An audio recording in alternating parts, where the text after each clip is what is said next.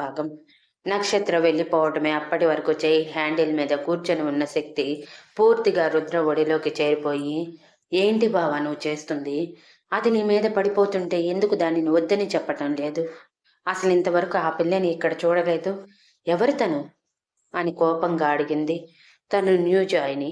Add designing ఫీల్డ్‌లో ఉంటుంది. నాకు డిజైన్స్ చూపించి వాటి అప్రూవల్స్ కోసం వచ్చింది అంతే. అవే చూస్తున్నాను. అయినా తను నన్ను చూస్తే నేను చూసేది నిన్నే కదా శక్తి.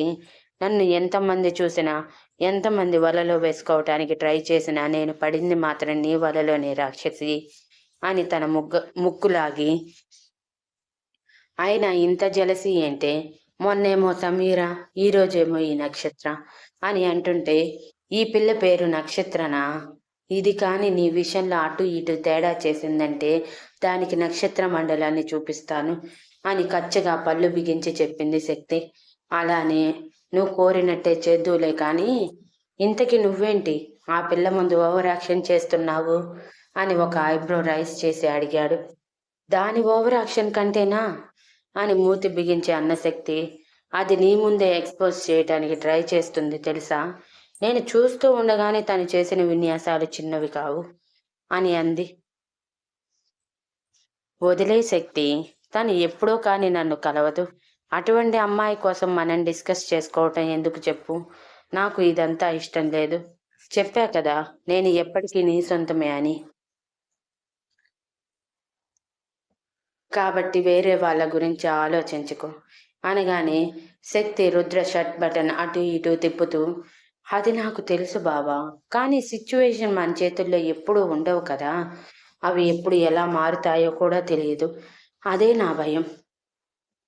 ఎందుకో ఈ అమ్మాయిని చూస్తుంటే నార్మల్గా ఇక్కడికి వచ్చినట్టు అనిపించటం లేదు. ఏదో ప్లాన్ చేసినట్టు అనిపిస్తుంది అని అనగానే, నేను చూసుకుంటాను అని అన్నాడు రుద్ర శక్తి చెంపల మీద చేయి వేసి. చూసుకుంటాను, చేస్తాను అనే కంటే అసలు తనని జాబ్‌లో నుంచి పీకి పక్కన పడేస్తే పోతుంది కదా బావా అని అంది శక్తి. అలా కుదరదు శక్తి. Already bond రాసేశారు. తన తప్పు లేకుండా నేనంత ఈజీగా తనని ఈ కంపెనీ నుంచి బయటికి పంపించలేను. కాబట్టి ఈ విషయం గురించి వదిలేసి మనం మన వర్క్ స్టార్ట్ చేద్దామా అని అనగానే శక్తి సరే అని తల ఊపి, కానీ ఒకటి బావా, అది కానీ ఎక్స్ట్రాస్ చేసిందంటే మాత్రం నా చేతుల్లో చస్తుంది. ఈసారి నువ్వు కూడా నన్ను ఆపలేవు. ఇది బాగా గుర్తుంచుకో అని చెప్పి రుద్ర ఒడిలో నుంచి లేవబోతుంటే రుద్ర తన నడుము చుట్టూ చేయి వేసి, ఎక్కడికే వెళ్తున్నావు అంటూ తన ముక్కు పట్టి లాగి పెదవులు అందుకున్నాడు ఇష్టంగా. ఆ సడన్ ముద్దుకి శక్తి ముందు షాక్ అయిన తర్వాత ఇష్టంగా సహకరిస్తూ రుద్ర చుట్టూ చేతులు వేసింది. రుద్ర కూడా 5 నిమిషాల తర్వాత శక్తిని వదిలి, లంచ్ చేద్దాం పద, వేణుని కూడా పిలువు అని చెప్పి పర్సనల్ రూమ్లోకి వెళ్తే శక్తి ఎగురుకుంటూ వెళ్ళి వేణుని తీసుకువచ్చింది. ముగ్గురు కలిసి లంచ్ చేశాక ఎవరి పనులలో వాళ్ళు పడిపోయారు. ఎప్పటినుంచో వాళ్ళనే గమనిస్తూ ఉన్న నక్షత్ర ఈవినింగ్ వెళ్ళేటప్పుడు కూడా శక్తి రుద్ర చేతిని చుట్టుకొని నవ్వుతూ మాట్లాడుతూ వెళ్తూ ఉంటే ఎవరి దగ్గర చిరునవ్వు కూడా చిందించని రుద్ర శక్తి దగ్గర ఓపెన్గా నవ్వుతూ తను చెప్పే మాటలకి ఊలు కొడుతూ ఉంటే నక్షత్ర కళ్ళల్లో నిప్పులు కురిశాయి. నక్షత్ర తమ వెనకే వస్తుందని గమనించిన శక్తి కావాలని ఇంకా ఓవర్ చేస్తూ రుద్ర బుగ్గ మీద ముద్దు పెట్టగానే నక్షత్ర కళ్ళు ఎరిపెక్కి పిడికిలు బిగించింది. వాళ్ళ వెనకే వచ్చిన వేణు కూడా నవ్వుతూ వాళ్ళని చూసి హ్యాపీగా వెళ్ళిపోయాడు.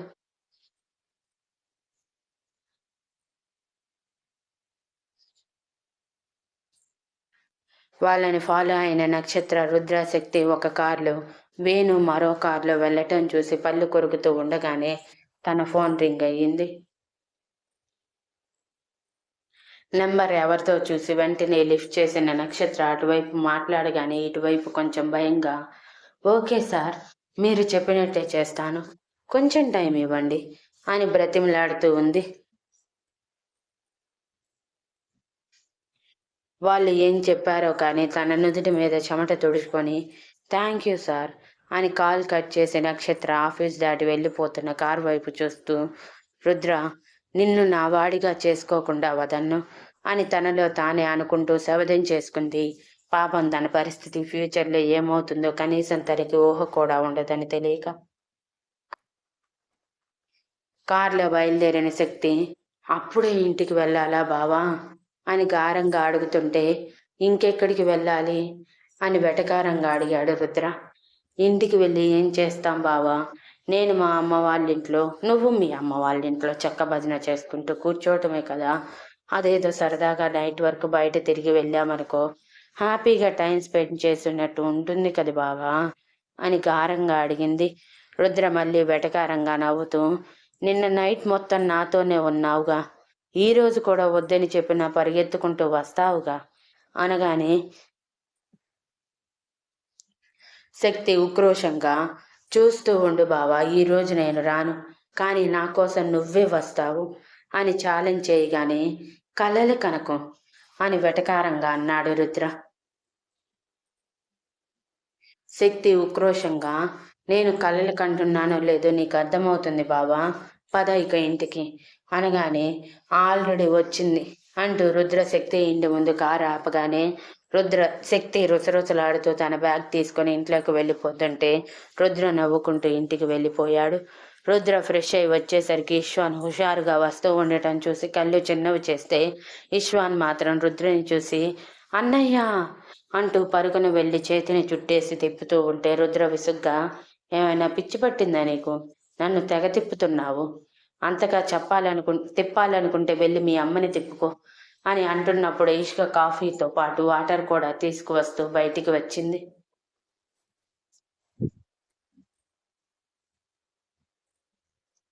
మమ్మీని ఎందుకు అన్నయ్యా, నువ్వున్నావు కదా, చాలే నాకు అని పల్లికిలిస్తూ అనగానే, ఈ ఓవర్ యాక్షనే తగ్గించుకోమని చెప్పేది అని అంటూ రుద్ర సోఫాలో కూర్చోగానే ఇషిక నవ్వుతూ వచ్చి ముందుగా వాటర్ ఇచ్చి కాఫీ ఇచ్చాక, ఏమైందిరా బన్ను, అన్నయ్యని ఎందుకు విసిగిస్తున్నావు అని అడిగింది. నువ్వే చెప్పు మమ్మీ, అన్నయ్యని అన్నయ్య అని పిలవకూడదంట, ఎంత దౌర్భాగ్యం కదా ఇది అని అమాయకంగా కళ్ళు టపటపలాడిస్తూ అని చెప్పగానే ఇషిక అవునా అన్నట్టు రుద్ర వైపు చూసింది. రుద్ర 2 క్షణాలు సూటిగా ఆవిడ కళ్ళల్లోకి చూసి మొహం తిప్పగానే, బన్ను ఆపుని అల్లరి, ఏంటి ఇదంతా, ఎవరైనా అన్నయ్యని అన్నయ్య అంటే వద్దని చెప్తారా, నువ్వు మరీను కాకపోతే మీ అన్నయ్య బయటికి ప్రేమ చూపించే రకం కాదు, లోపల మాత్రం కురిపించేస్తాడు అని వెటకారంగా అనగానే రుద్ర చిరుకోపంగా చూశాడు ఇషిక వైపు. రుద్ర మాట్లాడలేదని తనని తాను సమర్థించుకుంటున్న ఇషిక, చెప్పటం మర్చిపోయాను, మరో 2 రోజుల్లో వేణు ఆద్యల దత్తత కార్యక్రమానికి ముహూర్తం కుదిరింది. దానికంటే ముందు రుద్రయాగం కూడా చెయ్యాలన్నారు పంతులు గారు. కాబట్టి ఆ రోజు అందరూ ఇంట్లోనే ఉండాలి, మీ పనులు ముందుగానే పూర్తి చేసుకోండి అని ఇన్ఫర్మేషన్ పాస్ చేసి అప్పుడే హుషారుగా ఇంట్లోకి వస్తున్న ఇవాన్కి కూడా కాఫీ తీసుకువచ్చి ఇస్తూ ఉంటే, పిల్లలతో చెప్పావా ఇషు అని అడిగాడు. చెప్పేశాను ఇవాన్ గారు, వాళ్ళు కూడా ఓకే అనేశారు అని అనటంతో సరే అని చెప్పి తను ఫ్రెష్ అవ్వటానికి వెళ్ళిపోయారు. తర్వాత ఆద్య రావటమే తనకి ఇవాన్ ప్రత్యేకంగా వెళ్ళి మరి దత్తత గురించి చెప్పి, ఎవరి దగ్గర నువ్వు ఈ విషయం గురించి ఎత్తకు ఆద్య, ముఖ్యంగా ఇషాన్ దగ్గర, వాడు దానిని ఈజీగా తీసుకోలేడు కాబట్టి నువ్వు నా బిడ్డగానే అనుకుంటున్నావన్న భ్రమలోనే ఉండిపో నువ్వు అనగానే ఆద్య ప్రేమగా ఇవాన్ని సైడ్ నుంచి హత్తుకుని, thank you daddy, thank you so much for your so much of love అని చెప్పింది. డాడీకి ఎవరైనా ఇలా థ్యాంక్ యూ చెప్తారా ఆద్య అంటూ తన తలెత్తి నుదుటి మీద ముద్దు పెట్టి డిన్నర్కి తీసుకువెళ్ళిపోయాడు టైం అవుతూ ఉండటంతో.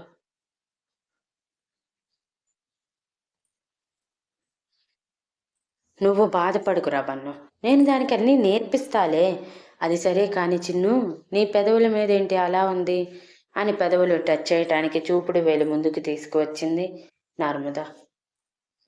బన్ను కంగారుగా, ఏంటత్తా అంటూ నర్మద చేతిని పట్టుకొని ఆపితే, అది కాదురా, చూడు, ఇక్కడ ఎర్రగా ఉంది, నీకేమైంది అని కంగారుగా అడిగింది నర్మద.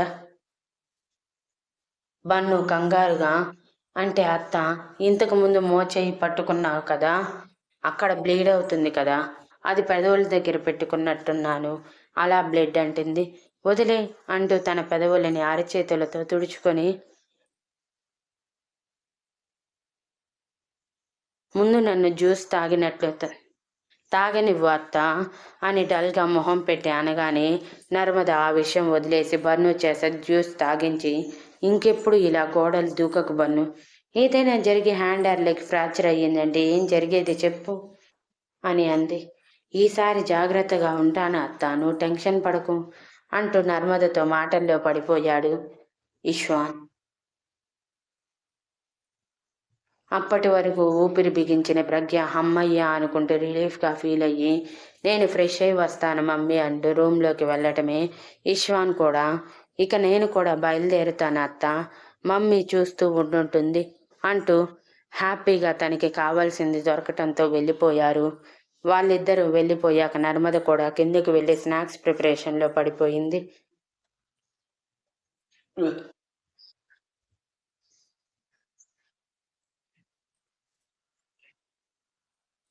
ఇక్కడ మోక్షిత్ని చూసి షాక్ అయిన ఇషిత కళ్ళు పెద్దవి చేసి చూస్తూ ఉండగానే మోక్షిత్ అల్లరిగా నవ్వుతూ, నన్నిలా చూసి ఫ్లాట్ అయిపోయావా అని కళ్ళెగరేస్తే ఇషిత వెంటనే కళ్ళు తిప్పేసి, అంత సీన్ లేదు నీకు అని అంది. అవును, అందుకే కదా తినేసేలా చూశావు అని బాల్కనీలో అరేంజ్మెంట్స్ చూసి, ఇవన్నీ ఏంటి అని అడిగాడు.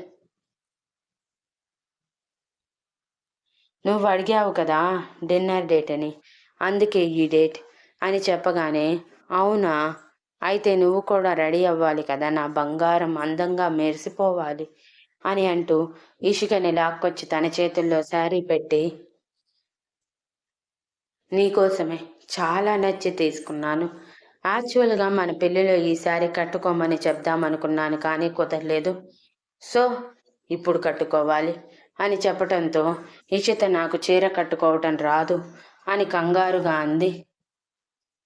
ఆపవే నీ అబద్ధాలు, నీకు చీర కట్టుకోవటం రాదని చెప్తే నమ్మటానికి నేనేమైనా పిచ్చోడ్లా కనిపిస్తున్నానా, ఫ్యాషన్ డిజైనర్వి, నీకు అన్నీ తెలిసిన మర్చిపోయావా అని అనగానే ఇషిత తల కట్టుకొని, కానీ ఇప్పుడు నేను ఇంత హెవీ చీర కట్టుకోలేను అంటే, ఆ మాట అన్నావు బాగుంది అంటూ మరో లైట్ వెయిట్ మిర్చి red and light green colour border వచ్చిన శారీ చేతిలో పెట్టి, ఇది కట్టుకో అనగానే ఇషిత కంగారుగా,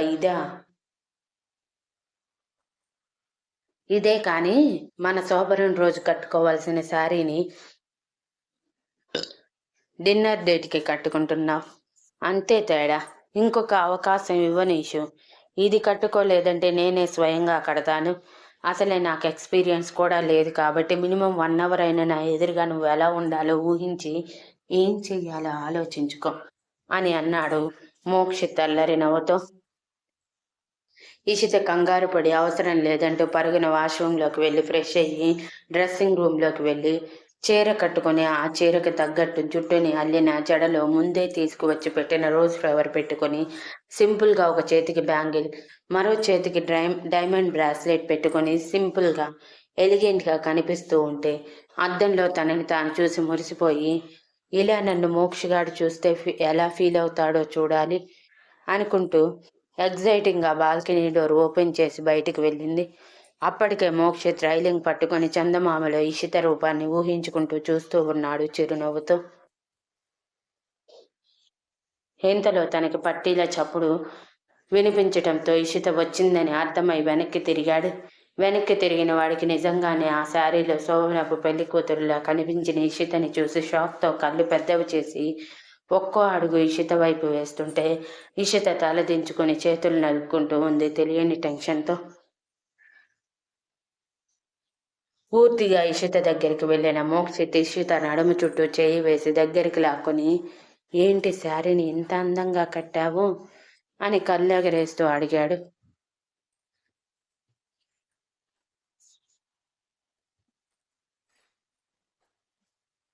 నాకు ఇలానే నచ్చింది. అందుకే కట్టుకున్నాను. ఏం కట్టుకోకూడదా? అని ఇషిత బుంగమూతి పెట్టుకొని అంటే, ఆ బుగ్గల మీద ముద్దులు పెట్టిన మోక్షిత్ కట్టుకోవచ్చు. ఎలా అయినా కట్టుకోవచ్చు. కానీ ఏదోలే ఉందే. So beautiful. ఇంకా చెప్పాలంటే అని తన చెవిలో ఇప్పుడిప్పుడే నిన్ను నా కౌగిలిలో ఉక్కిరిబిక్కిరి చేసేయాలని ఉంది. కానీ నువ్వు ఒప్పుకోవు కదా! ఛ్! పాపం నేను. అని తన మీద తనే జాలి కురిపించుకుంటూ ఒక అడుగు దూరం చేయగానే, డాడా అని ఒప్పించరా, అప్పుడు చూద్దాం. ఇదంతా తర్వాత. రక్ష ఎలా ఉందో ఏమో, అది కూడా తెలుసుకో అనగానే అప్పటి వరకు ఉన్న రొమాంటిక్ మూడ్లో ఉన్న మోక్షిత్ క్షణంలో చిరాకు వచ్చి, దాని పేరు నా దగ్గర ఎత్తకు అన్న ప్రతిసారి ఎత్తి చిరాకు తెప్పిస్తావు. ఎందుకు ఇషు? సరేరా, డిన్నర్ చేద్దాం అంటూ మోక్షిత్ చైర్ జరిపి కూర్చున్నట్టు ఇషితని చూడగానే, ఇషిత కూర్చున్నాక తను కూడా కూర్చుని ఇషిత ప్లేట్ నింపేసి, ఇషు నేను పెడతాను అంటూ అడ్డుపడింది. కానీ మోక్షిత్ వినిపించుకోలేదు. ఇద్దరికి తనే వడ్డించాక కబుర్లు చెప్పుకుంటూ చాలా హ్యాపీగా డిన్నర్ కంప్లీట్ చేశారు. డిన్నర్ కంప్లీట్ కావటానికి 3/4 గంట పట్టేసింది వాళ్ళకి.